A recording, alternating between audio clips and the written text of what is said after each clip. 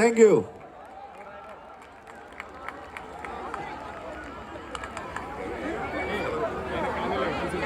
এই জাহাঙ্গীরনগরের সাথে আমার একটা হৃদ্যতাপূর্ণ সম্পর্ক আছে,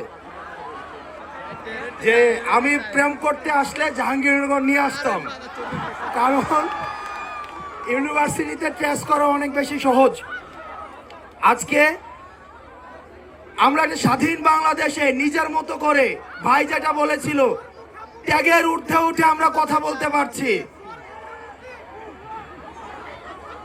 আমরা এই যে জাহাঙ্গীরনগর, এটা ছিল দ্বিতীয় লেনিনগ্রাদ। আমরা এখান থেকে হাসিনাকে উৎখাত করেছি।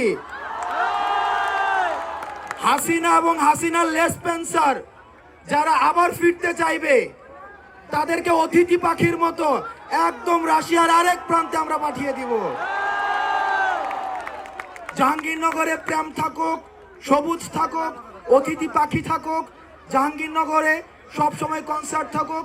আপনাদের সাথে বিপ্লবে আবার দেখা হবে। জাহাঙ্গীরনগরের যারা 44তম ব্যাচের শহীদ হয়েছে, আমরা তাদেরকে স্মরণ করি। এবং